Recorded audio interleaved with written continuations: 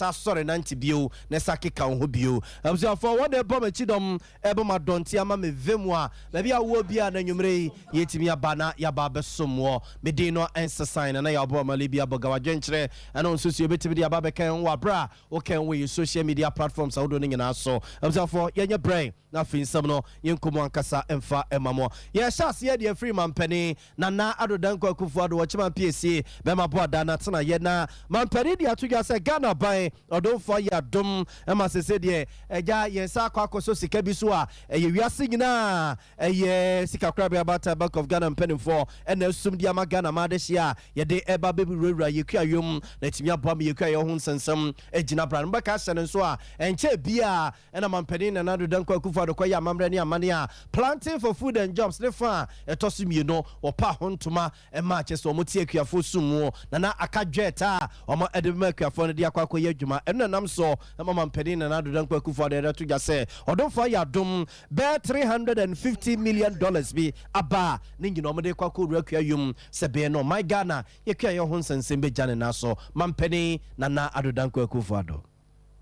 In spite of the productive collaboration that has taken place between government and Friends of Ghana over the years, a matter of concern has been at times the misalignment of priorities between the policies of certain international development agencies and national policies and strategies. Government is concerned by this because projects designed by foreign governments to support Ghana's agriculture should naturally align with government's priorities. Any deviation from this can amount to misdirected investments in the country. Abusuafo rema dani ranwa na seno mampeni na adodanko akufo ado wachima PSC mema bo dani yete ne nka no we yemra na sesika we yaba be so minor ensa na mampeni na adodanko akufo ado echre be bia wo mo ede eko na no chire agric minister yera Brian Champon so no ebobo nsem so kakra ede chira mansan. Without a doubt, the success of the Planting for Food and Jobs program will depend on several factors. But for the purpose of today's discussion, I would like to focus on 4. The first one will require the active participation of the private sector. Secondly, financing these value chain activities by banks and other financial institutions and development partner programs will be critical. The third success factor will be increasing investment in supporting agricultural infrastructure and technology. The reason why we are gathered here is to refocus our partners in agriculture on the task Sompa FM. Amsafonti we kwa beti film rasme dwani onu akro na asaso ye soafo a ohwe my Ghana ye kwa yo ho nsensem ye Brian Champon na yete ne ke we yemra na ababeto dwase ye Ghana ye nsa so $315 million bi mu a ye de eba be roman no ekwa yo ho nsensem mo ye nto aso ne mfamo free kwa yom ye mfamo ko my Ghana ye sikasem ene ne ntotie ho na osofo ye Ghana ye sikasem no ntotie so Rakeno Furiata no dia tuga se dia wo se Ghana ban ye dia wo so man ne ye dia wo se mu adehye eye emo man no fa ne ntuma papa fra wo sikasem no ntotie mu no aban ne de nsisi agu akwa mu a omo edesa ne mane nyina etoto na kwan so a omo gide wa rehye se be so abapa ema wo ye hia atete ne atepo ya Ghana ma dehye na mu sese no yetimi afrim o de san semi to jawabra na European Union mpedimfo ababetuga so omo twa be 42 million euros to say womo edeba de be ro mayimo na my Ghana ye ne Europe amama ne nkita hudie ene ye kese to no ne ade yetimi ede rema semu kena ena enam soma osofo wesika sam no ntoto so wo kasa wo sa dwumadi na se no wo kire se ne oso mu ye bia emo my Ghana sika sam toto ye emo my Ghana ye sika sam ese gina brado biem no womo egusu atoto niema sese wo se eto bi no mu a na ededa niema bi so basa ekofa ye hia na ahokyere ede bre Ghana ma de sie no omo gide wa rehye mo se budget ya omo lezi omo butu akeka niema sie ne ede akwakoto mrase ojafo na nimu no saa eto basa no ombe hwehwa ni nyina so ne oso mu yi free oso so no ombe yi amo man na de sie eho atowunum Ken Ofuriata. Truly, Ghana has paid its dues. Our fiscal situation has improved. Reviews with the IMF and our program are being completed successfully and on time. And broadly speaking, we are making steady progress toward macro stability and debt sustainability. Additionally, our focus now as a government is on securing an economic turnaround underpinned by robust institutions and an active private sector. Viewed within that lens, today's agreements are fully aligned with both our 5-year PFM strategy and the government's growth agenda, which are anchored in the themes of 1, strengthening the macro-fiscal framework, 2, strong and ambitious structural reforms in tax policy, revenue administration, and public financial management, and 3, reforms to encourage private sector investments, strengthen growth, and create more jobs.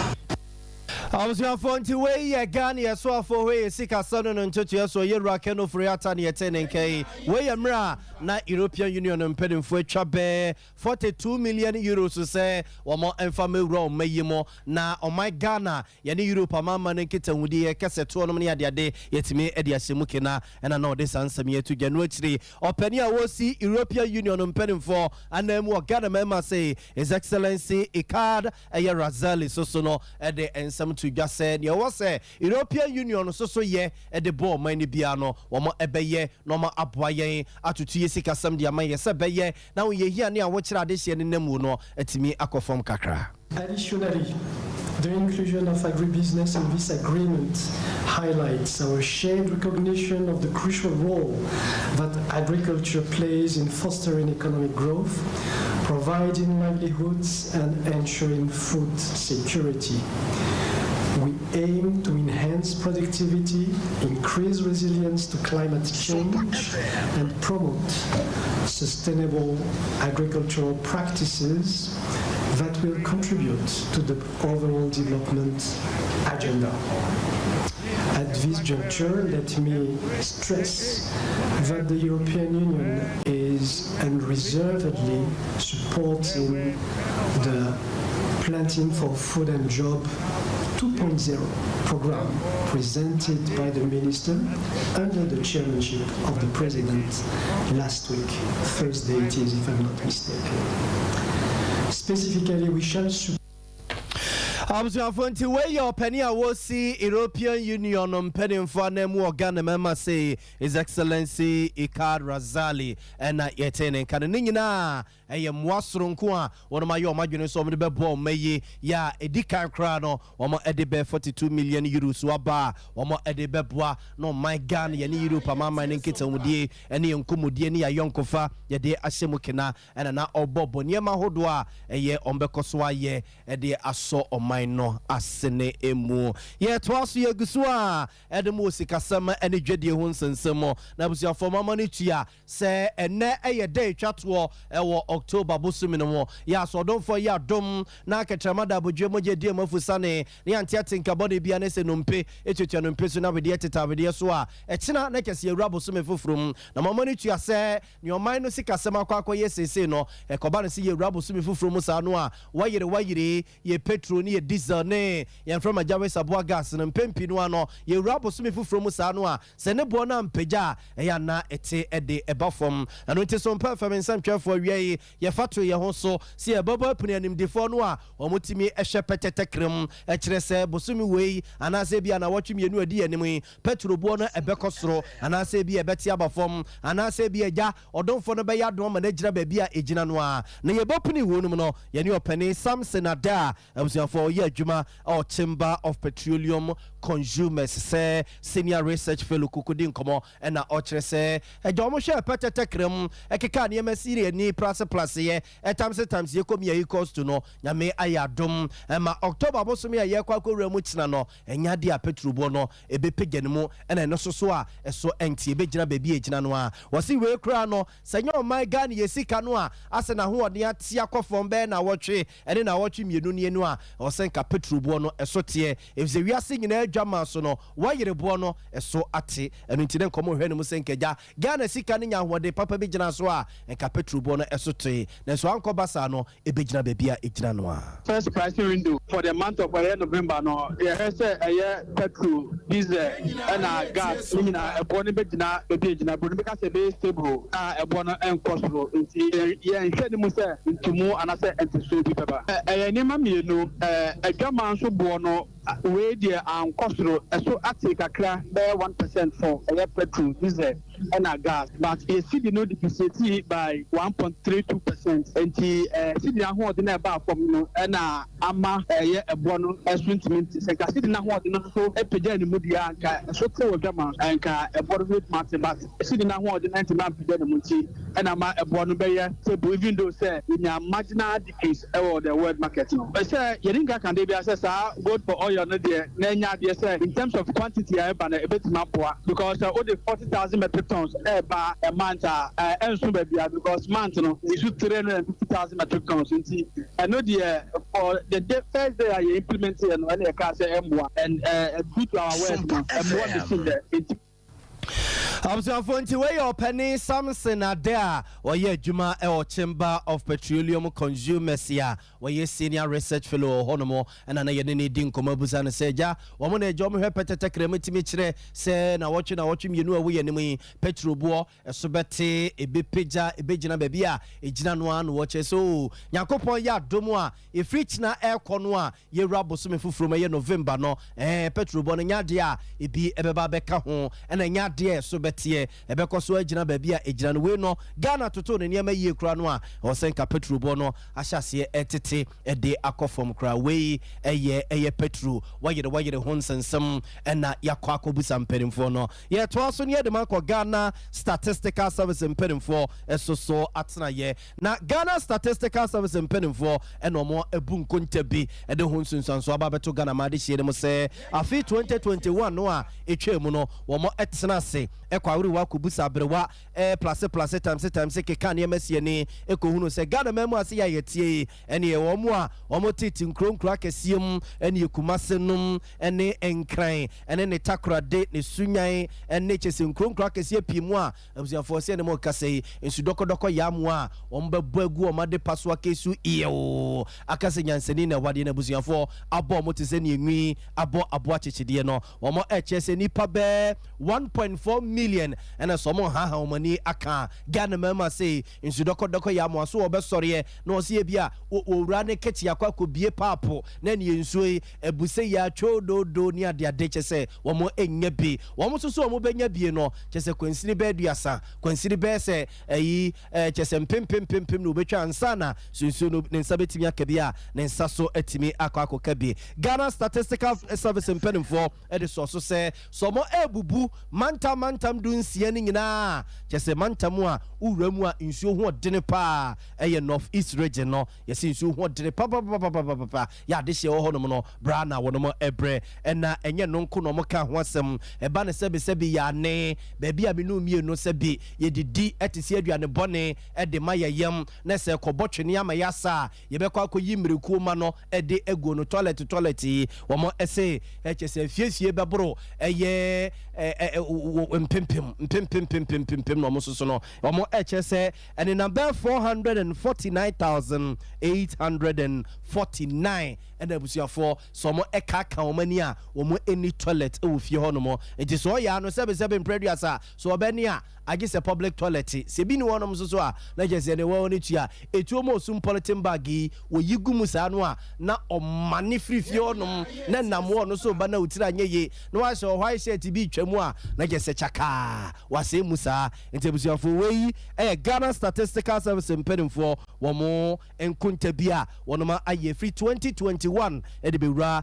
afi 2023 mu efiesia hodo a wo mayi mu asebe mpreduasa toilet yenimu ene wo mu soso a wo mo brepa wo insuo ho se insuo ni fie ene to betwa kwansire bebre ansa na se ne nsa beka nsuo na odi aba bedidi dwuma wo fie a wo de akwakodie no ho nsam ena enanwumre Ghana Statistical Service mpenimfo ebe ede achire no absiafo sa fe no obeka ho a ye ka mo se Sompa television ye nwumre kase ana nsa bia wo bia no egusu ayede ema mo style bia no wadwenche no nsusue obetimi dia ba be kan ho abra o kan wo social media platforms awodo no nyina so oko Facebook wa ahaye Sompa 93.1 FM Sompa 93.1 FM na YouTube Sompa TV Ghana Sompa TV Ghana wadwenche no nsusue o de bia ho no mo a egusu ayebe kase no ma no buziafo ye be kenkai ede abamo sa wote enka wo bono ene na half man tam no mo a aha say Sompa 98.9 FM Sompa 98.9 FM na say wo bono is mountain mo a say ye techi man say yam kransa say ye kintampone ne mpotamo aha Sompa 90.7 FM and as our Ashanti regional say ye mampon say your feso say ye ejuso konongo say ye bosom twede ne mpotamo say ye nkawe baby a wo bia and awoti ye nkanwumre Sompa 93.1 FM wadama and anwumre ye kase no ne sent no eji baby a absafo ye nto aso na ye mfamo enkonsam fufrum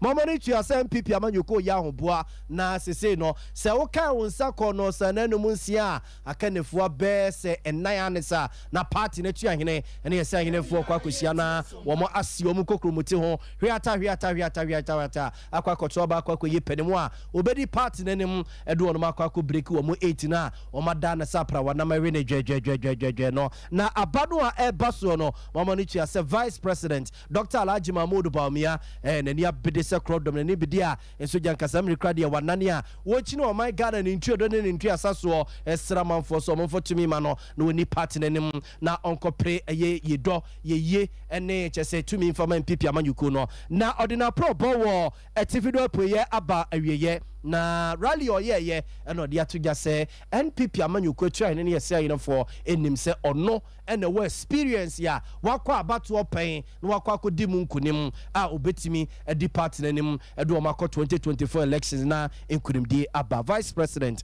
Dr. Alhaji Mahmoud Bawumia. I prayed about it Sompa and I FM. decided that I will pick a form and win the flag bearership and break the 8 for the MPP. When we went to pick the forms, there were 10 of us who picked the forms, and our constitutions therefore mandated that there had to be a super delegates congress to select 5 of us. When we went to the super for the MPP, when we went to pick the forms, there were 10 of us who picked the forms,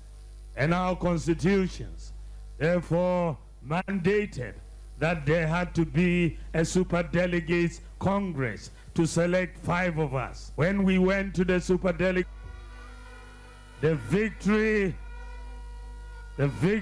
we won. So victory we won on August 26 was across the country. When you look at the results, Greater Accra region, Bawumia, Ashanti region, Bawumia, Western region, Bawumia, Central region, Oti region, Volta region, Eastern region, Western North, Ahafo region, Bono region, Bono East, Northern region, Savannah region, Upper West, Northeast, Upper East. Abuzanfonti we aye Vice President Dr. Alhaji Mahmoud Bawumia ne yetene ke we amra na ordinary pro bonyina ebewiye ewo etifido apoye mantem ne mo Upper East regional mukro bogatangamo and ordinary pro bo ebewiye a abuzanfo de sansemi eto eye eja yegusu a edem wo so no kokoko MPP amanyuko na bato eba so odonfo ya adoma memenda ebe na emrase gye ne owo emrase gye fie ma desi a ewa afo no Southwest abato mpesu so Honorable Johnson Kwakwadu no de adesere atu awura no mu a wo mo ekwakọ prema mpani adwa ewo MPP amanyuku ne dim na ja wo besere wo no ma da se omusu no omo ban omo campaign no omo ye wo mo nkomo omo ne atwa ne yesa yinefo ne edi no wo mo emfa enkabomu eni wo mo eni mu kan na so mu timi aka omo wabom se yefunu kromu ade no ma yo mo campaign edidi omo nkomo akọ akoto omo ba memene da wi a ogide wa riche mu se sankabomu no edi nkurimdie ebebre party no 2024 elections ya Ghana Madishi lazy butu amiem akwakoto no Honorable Johnson Kwaku Dunsamo a wode etu dwamra no ne yenua Ebenezer Usu ansa edin komoni ese obema be na sabio nsusu eche we hinemu a etunya nti ibeko na ibisuso ba besa na mesre se wono mpe so mese ana omunya abotre ene nipa ho abotre entakwasem ya dos our party politics ekoso afọ no Southwest eti mesre se kasa twitwi na atendidie ni ade no emfanye politics emwa afọ eti omo a omo contest omo kasa nchi omo ta omo chidifo so omunya abotre na kasa twitwi ni ntokwa emwa ye esanse omo tu abani wia Roba wini bian obehia omo makere nyina to support the campaign. And it's only nipa no kuntoko di nipa na tema na akọ wini bia obesi dey no what na friend say o ma me campaign. Ti na so omo nyina nya abotre no mo kasa nchire omo chi difo no na omo ntoni down na ano ya yesi dodo.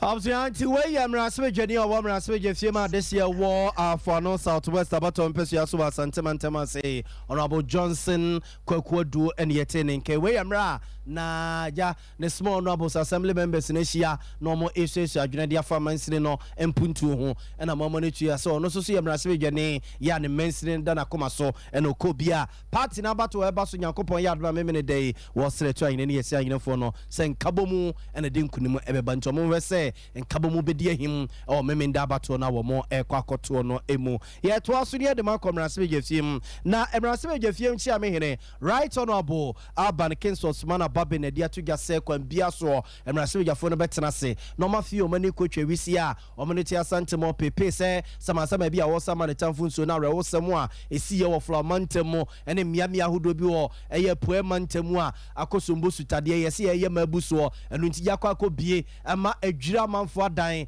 agi amanfo nkuru aboso emenne wo mo enya baabi mfo mu tinto de omo bedie de omo beda de omo bese agesa amanfo ena ekokoye omo emwa no speaker de atoga se kon bia so emraso jafo betena se no ma 50 madrid ma babem ahwehwem akwa kosi ase na de wosa sotwe bi eko edima no no omo edi akọ ediama no speaker nsemu a wode etudwa kakra enie it plunged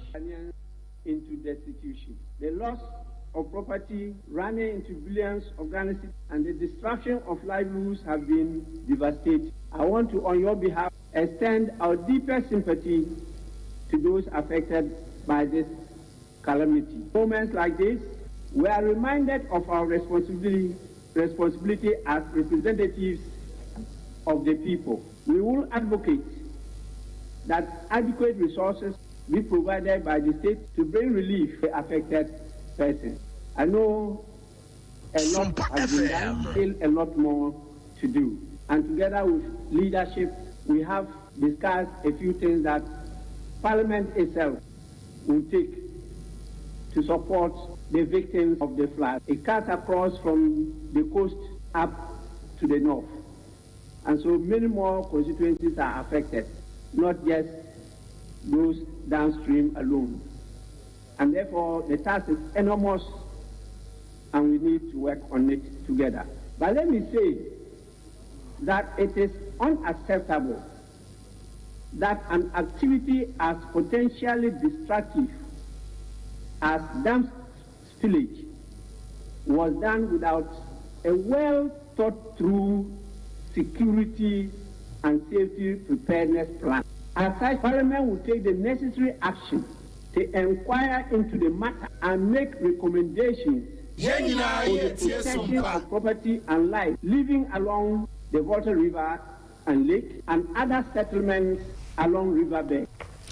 Observanti way ayamrasbe jefiem chi amehene right honorable Alban Kinsos Sumana Babin and yeteni can we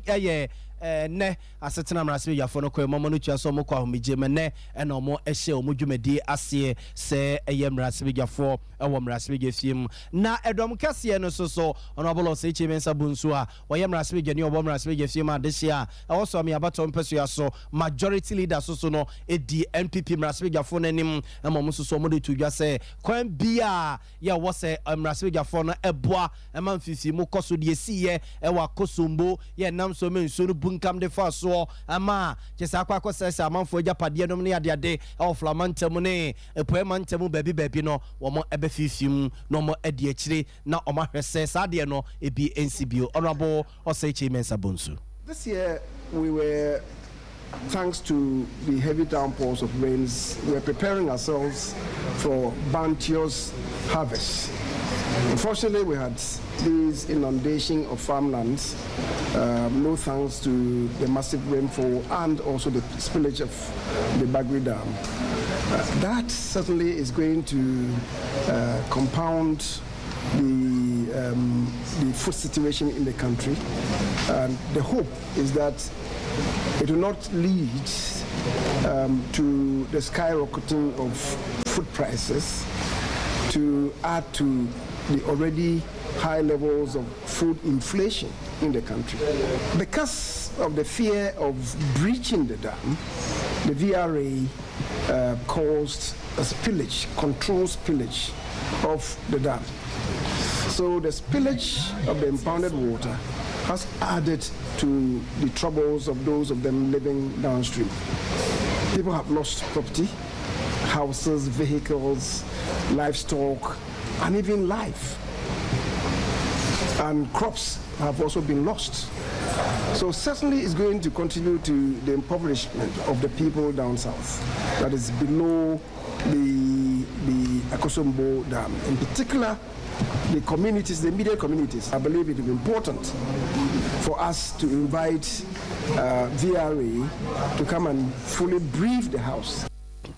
Abzianti we I am raswe jeni o wom raswe je fie ma desi e wo so mi abato mpesua so no akro no a na edom kese a e wo Ghana raswe je fie mo da wunu no se kendifo na ochechi nsem se kwan bia so via remperimfo de o mesa ma wudu mu on betwe o ma se wuri didididididi e de o ma ba no baby nsem no e de akere raswe jafo no ne enti a sare hosem ene niwusem sei eto oman no wa bra na on betimi afa kwampofro so na wo mo ebienso no amano akwabuzia ye samo bosse de apiepie awo mrase ge fiem ye ne de akire de mifrato bia no yemfa enkabemo akosumbo nsansam no ene eye Ghana mrase gefo ni bedia abedi omo ba besama wunum amoma ba be yi nsam ano no ye ne edi akire de mifrato bia no yemfa enkamemo ye to aso ne de makọ NDC amanyuku no atena ye na enawie yi na NDC amanyuku ne fa ewo poemantam de aba betu gwa so omo de wono makọ fifim na omude omaso atoto fom na omakwa ko hunu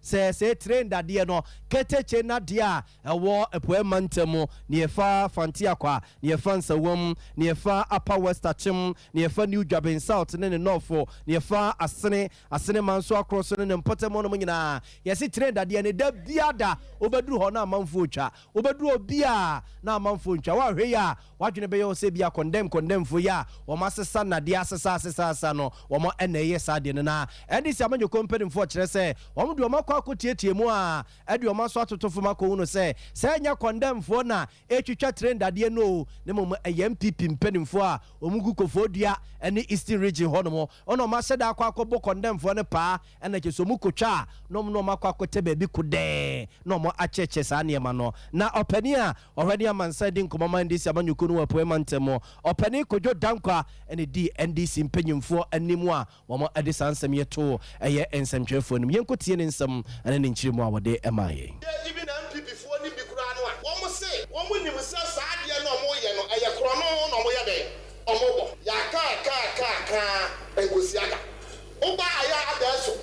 aya police panini a wo na say mi akra me ne kasai oso wate say wo mu twitwa na emo no na ade no eni the district because about the police mu a ye wo district ni bi wo asamanka se ensem no bebre nanso anti ya nya ene ne say MP wo ho ene ne DC wo ho MPP executive na Sara coordinator wo ho wo kan won ya wo twitwa na ade no ho anti ya yase nya bi o so ne say assembly members appointees of this government ban Akufuado and appointed one kan ho a wo twitwa na ade ya wo ton edi ne kwa sawonsa se be bu man na pressure man no enkoye na enkoso na sa wo dia wo se krono na wo bebo wo do sa bebo Ghana sikam na wo wi a no so na mbom adwapade a yɛn no so ɛno wobɛwia na watɔn adidia na nea wo ho mfasoɔ asaban kwaa ɛne sɛn Observe way ayo penny or where any man said din komoma NDC amanyuku no ewe poe mantemu kojo dankwa any any kokudin komono ne yanko amano so ne any openi or say ye boa ono so ye communications director edema NPP amanyuku no poe mantemu enkudin komono yankubisa say eh na mu NPP for na yese de yese mate yesimu a train that ye na mu twitwa ton ewo kofodi abontin so yi openi yamu aju o emu akwaba eba Sompa television so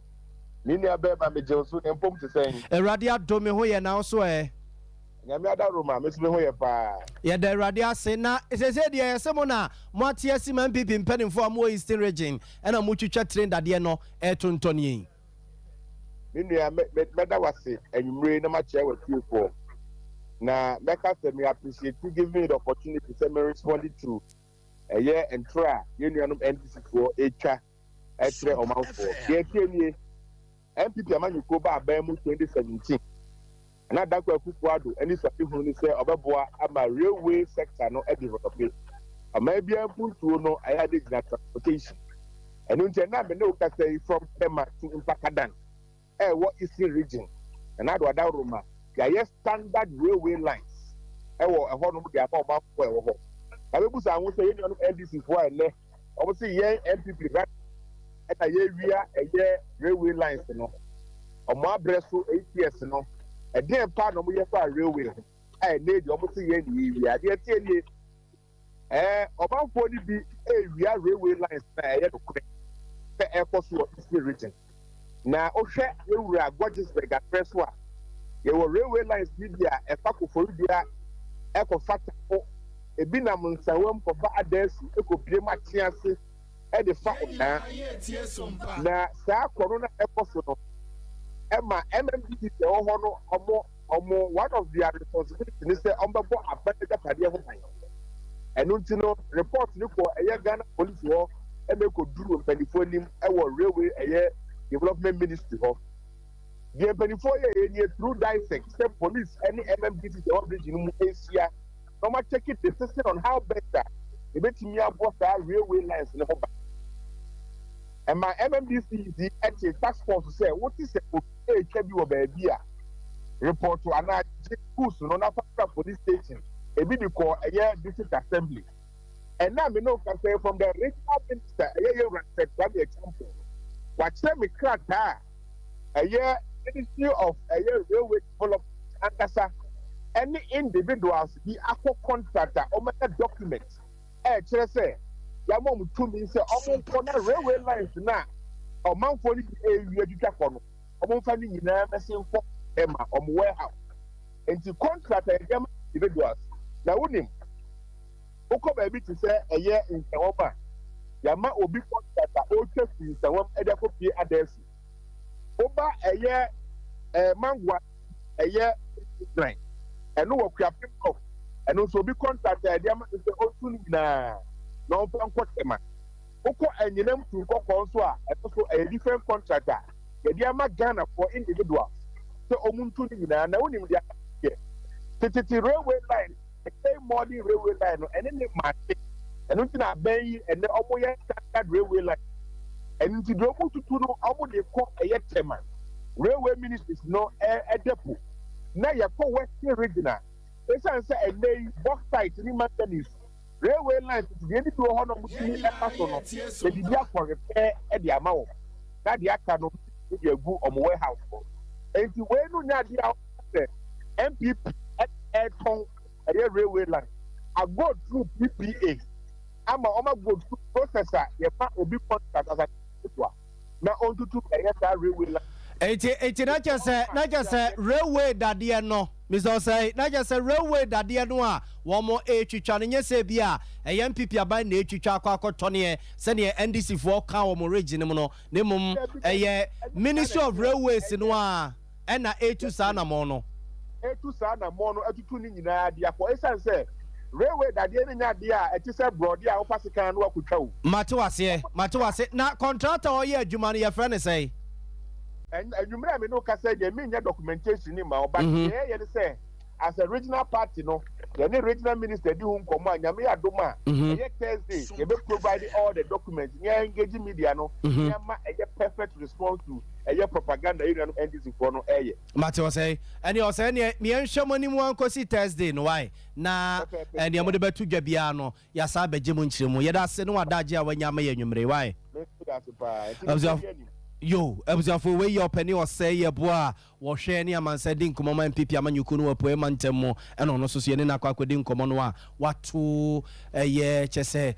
ya, in Simnum, what Chichimudia Mayeno, in Tiano, ye the best fancy na, to aquacotry to cochry, Yabesa Acoso. Yet was ye saw the more and Pipi Amanyukuno, yet the more Kobe Bieni and Yasu Bequia Baton Pessia so, and when Pipi Amanyuku demo or Western North and Potemono, Obekaya, one more Emerald Sebegani, but two just say, one day our packet dollars a good dem, Kwesi Bruni, dollars a bunabuni, Sumo was soon dear good dem, and then a bank account to moi, or Baby Chichi, the ama delegates, or one impression Yasam Ketua, Ningina, ASO, Obibia, why now, Jenny say, one no ever pray a yamra Jacunyano, and when people among you could demo and Persiano sono, and you one ho, Nas, Unisika, one copebosia, Kobe Bim Koji Loom, no one from no,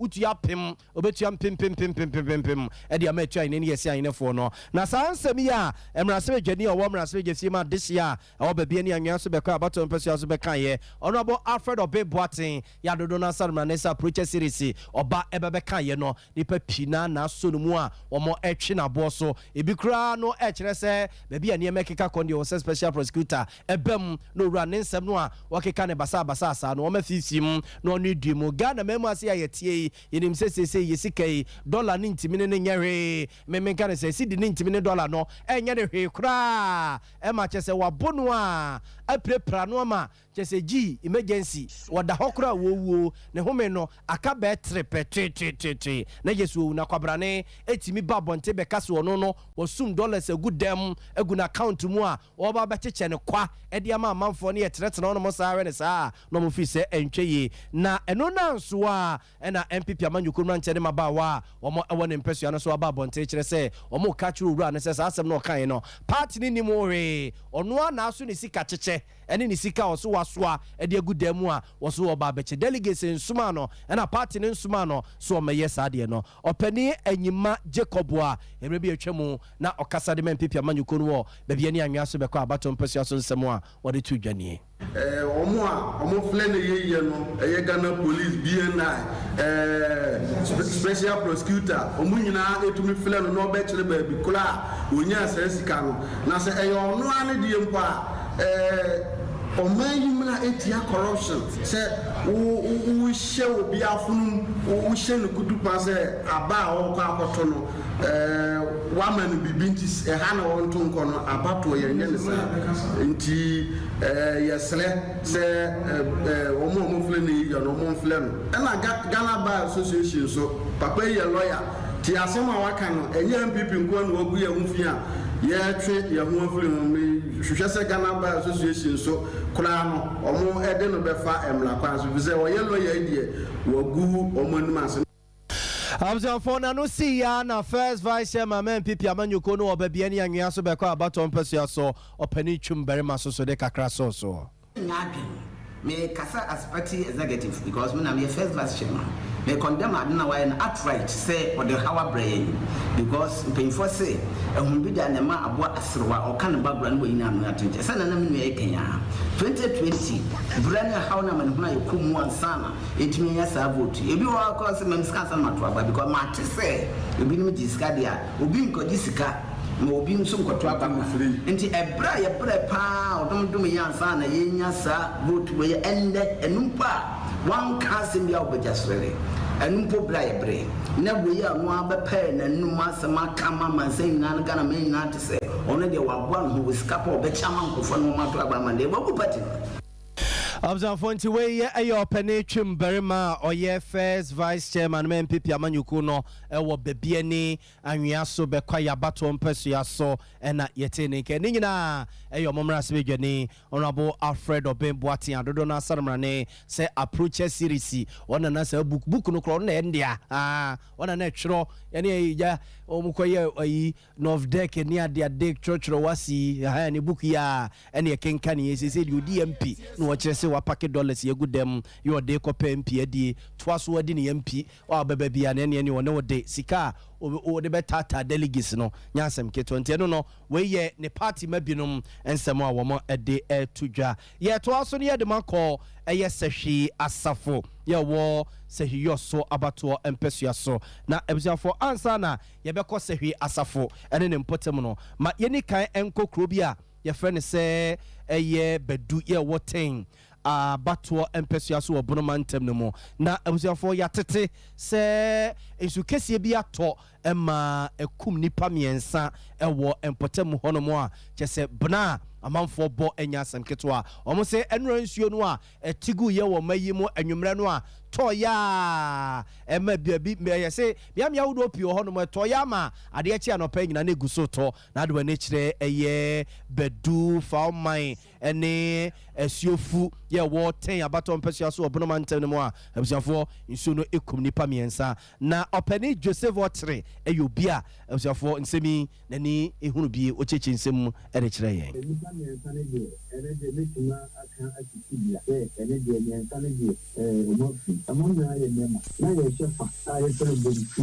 na eno na echase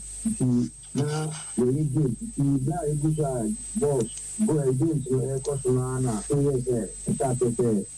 e samaketi dia e buy no na do kuku e pavilion no bi no kuku pavilion no akogu amount for much and oba how my everyone the shame ya akoso afinya afifin awe bonso and so no and on that pavilion no e ben park and so hona e ya o man so den kudna nti omo na pavilion na so nti pavilion peja ka no ena ka akwese run for your life ena so but the other no fire no una pavilion no to create it could do that na omo pavilion na so ena omo dan na eko pavilion no create eko bitu omo so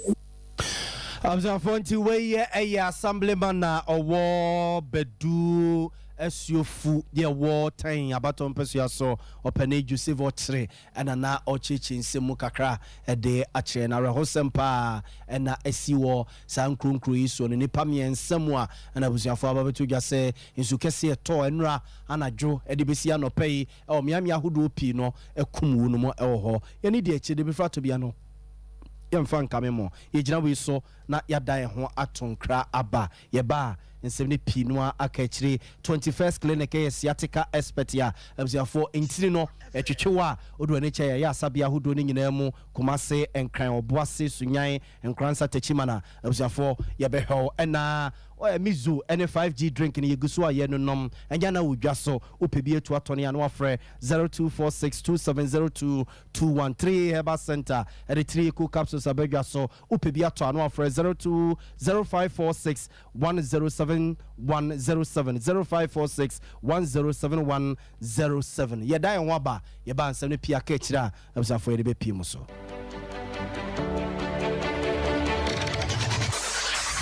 Introducing Mixer 5G Sparkling Drink, a whole new refreshment in a can. Mixer 5G is a tasty non-alcoholic drink. It is a perfect companion for all your events, including parties, weddings, and funerals. It is made with green tea, ginseng, guarana, grapes, and grapefruit. Get refreshed with Mixer 5G Sparkling Drink. For bulk purchases, contact 0246 270 221. This advert is FDA approved.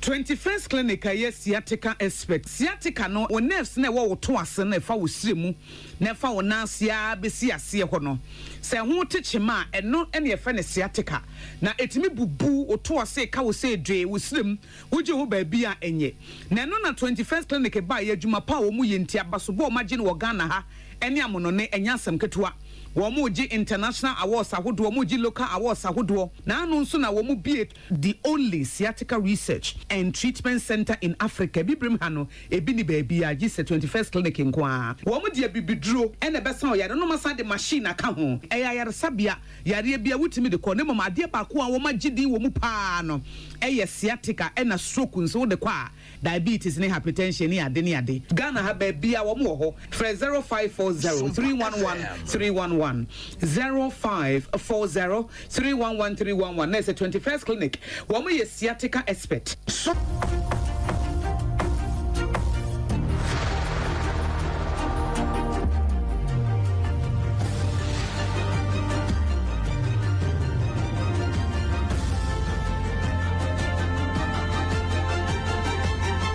Sompa TV, Emma Akitiapa.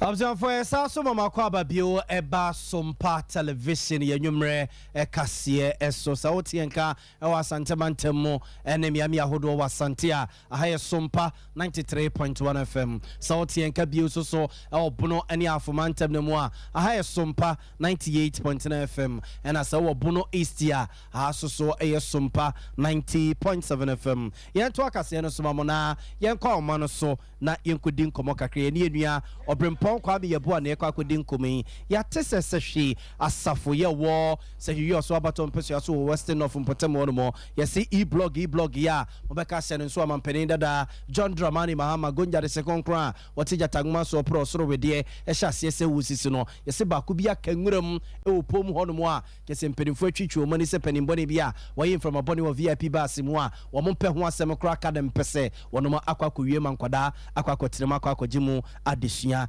nua Obrempon Kwame Yeboa eno de nani edi achie Kwame ye ma joy mejuso Libya boga bomi nkomo a enti edane na Diet TV so akese enwura nom champone brane atuata nom nyina afufu musa no shabe pepe Libya boga bomi nkomo Libya boga we ma nta kwa we ti encha Sompa hwefo enya tie nyina na wodi wani ko pie mu e wati atapo ani nya no wati yo so man sirikesi ma to wati ti mo ayi ga na mpa yi dada John Dramani Mahama ebo ne mo di papa ko school committee de chinya school me yi blog ni bi e ya atafo 2014 ento mu ku so e na mo bon to ka me se o me tuma ba be yi so mo ta ba mo 2015 o me tuma ba be bo na ma ti ya le kama e ya ma to atafo man ento bra mo to o mo ti no e na doctor Kwaku Afuje ono eneye le tebedwani e de mate yo so na nanom eye te yo so abatom petua so e be hye wo nyina bo se omonto abali to bum enfamo no Kwaku Afuje e tan se wo bo baako omo ato ama no wo bo mienu omo ato ama no ye tan so ne de omonte bere efebre no mo to ba to bum enfamo no Kwaku Afuje e na afi an kufi aban no mo ba o betumi awe yi blog no e de mo mtama se bi asafomai so e de bere efebre efaban to bum Edma Doctor Kwaku Afuje any anti amani from the name ni blog na to ni blog na o ti ata ko ni ata ro mo blog ba kokura ana iron blog ba kokura enko to ti mo for mo tefi atafu any no problem e bab na ni papa e ta say education is the passport to the future omo ka kire e Ghana man pani na adodanfa ekoko ado ono na Ghana man pani e na afei Doctor Kwaku Afuje and a Lewis to Japan or the Antony and the battery so or shall Mona no me kama and and yet that 24 election the medium total design at the moment. Now me jibre epebre and assembly member no state at the north electoral area honorable Bob J anything combo or come to them say Tidia aya anti bank etia ya o mo na potem wo or no assembly man or ye anti bi pa na so assembly election na be ko na ntia or no step down on ko biem isan say oni ade a ko ka tene ma ko say o ma me ye emfa ma o mo na say junior high school mpo no mo fa anye ma o mo a o mo gebe efere na mo fa anye mi tini isan say ko ko piem wo ti atafo na tini ho na ka mo na ne emfa ma na tini fo na ka mo ko mu na ye tade a ende ade e na bitimi aye o mo e wo ti atafo ni be boga we na ko to atafo ene ni important Mate Obrempon ye mimiemfa wonsia now de ekoso adi di ho nkomode be fra to bia no ensisi ya so ene ye ni e wo ho why Absafo yenua obrempon kwame yeboa ne yekɔ ne nkyɛn wɔ sehwe asafo a ɛwɔ sehwe yɔ so abaton pɛsua so Western North mantem ne mo ɛna wato yɛn enkra no yɛn famomra sante mantem mo yɛn wɔso famon kwa danse aso kwa abaton pɛsua so na maslog mpedimfo ɛna onuma kwa akodi dwuma aboaboa yenuanom kyese hairdressers nom kyese omo musuesua nsa no nnwuma sɛ wusua etire bɔ etire yenom pɛme ne jeri ne chaos nom ne ade womo akwa kɔkyekyɛ yɛsi efri bibi hair dryer nom nyina ɛde amama wunum na maslog mpedimfo de yatodwa sɛ womo ayɛ krado sɛ yenuanom ma no musuesua nnwuma sa no ɛmoa bia safata sɛ wɔso mo de dum wunum ɛma ɔmo pɔ ɔmo ho adwuma mu a sɛ fidie kura yɛde pamade ne wɔso mo de ba no a ɔmo ɛde bɛma mo de akwa kɔhyɛ abraba se sɛ dryer yi so ɛna amanfo pɛme ne jeri ɛne ade ɔmo ba bɛtwetwe wo de bɛdradra de ama wo mu a ɔmo ɛde bɛdum dodo pɛne pa bɛ de yɛkyira wɔda masloga no ɔpɛne kwabena asamwan kansa ɛna ɔde sansɛm atudwa yo sɛ wohwɛ dibia ana position a ɔmanpani Nana Adodankwa Akufo-Addo ɛde ama me nyamanyam ɔhyɛ me ɔyɛ me deputy CEO of Maslog yɛasɛdeɛ ne sɛ yɛbɛyɛ adwuma ɛwɔ nkuro a ɛbɛma ohia ɛso ate enti sɛ hairdressers association emei yenua mei etimi akosua adwuma apɔn mo ho a ɛyɛ asɛdeɛ sɛ ɛbɛsɔ mu ne apia wɔn mo sɛ ne bɛyɛ a wɔn adwuma no bɛtu mpɔn a ɛbɛma poverty anaasɛ ohia ɛso ate Maslog deɛ sɛ dwuma a yɛadi deɛ yɛdi ne bebree Maslog ɛwɔ every region, every district of Ghana. And to where the Munketwa, a Juma Maslog, Obiani Ghana hunting Maslog and can. And to Maslog, the day Serene say,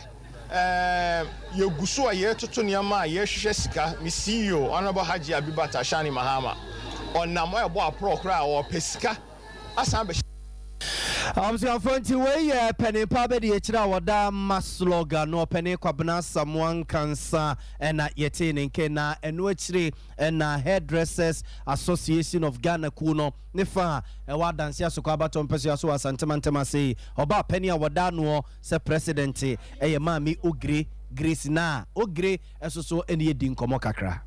ni de bebre nkra no sai omo besuya adwuma na aya obi wo ho a o si onye aduane a obedi odi bebe adwuma mu nti esa na wo madam na wo ho no wo akwala ne mogba e bia na wa ma na aduane akwala ne bi won so a o ma adwuma wo bisa na o si miniska me de be te aduane edi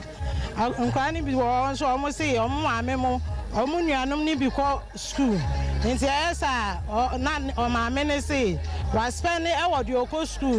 ne ho na ono obekọ adwuma ne de obekọ adwuma onye sika ne bi ma no okay futu am de be ma nkra no musua adwuma ne se adwuma hia enafom adwuma hia edimpa na oyere wo nso se usua adwuma na bibia ni ho a obetimi aya wontimi nye na mom ekoma awofo no nso awofo ni bi wo ho mo de omma ebetu adwuma mu a eya no mo agye omo ajeje mu esa na nkwala no nso omo apapa Fonti we mame Grace na we president da hairdressers association of Ghana kuano wa danse asokwa abaton pesua so eno no na omo mutiri ye esa omo nsaka ne ma bie so no omo ade nie Baba na manka se meja sa wo menye obi obebua mintin meja ye nka meja ya ebi ade fefe ya menu emenye kenya ade se nka menye bi nti me hye obi enkran se bibi bia la obefemu wadwuma mu bia no me sro se gina wanam so na hye wo den se de be ya obewie nkunimdim se de me so menya ade fefefe de ye manager ye ma hofo akwa chese me susu kra da ebi kra sida ebesi ala ye election nti me say na me say election na ma ye le apen so de nka ye nya hwe esu nyame adom elam honorable kwabena samwa so na manya bibia me di kwa ye madwuma Abzafonti way a mass log on penning for Jumo Mokoko ye wa dance ya sukabaton pesu so and amote se omo mutri ye dry ye omo ensa kebie no mo de dasie no ye jina we suna nwumre nsemo ebobo no de besom no ye de mo asiasia seda en koma Universal Natural Clinic abusiafo wose dompini se mu obu sa africhie sa to de afa ho stroke fitei akawa to form e ma oje ho anya abusiafo Universal Natural Clinic sebra na yankase bibidro ya yede suru wisa form isa hwentia ene akekedo kakra de awono no yede beto adompi no wabra yemfa sekan enka obody ne nkoye operation bia dompi de besa so ato abio dompi yesi abobo ebubu de aye bia no abusiafo fa ho adwuma ebeda Universal Natural Clinic ne yemfa ma ene wachire sciatica oto asesa atwetwewo ema obu onom soso a akana to form ma sese woda ho no mutimi keja wontimi nyahwe obi soso de esasa bro insu ya sha se tutoi enya asem keto oje ne ho anya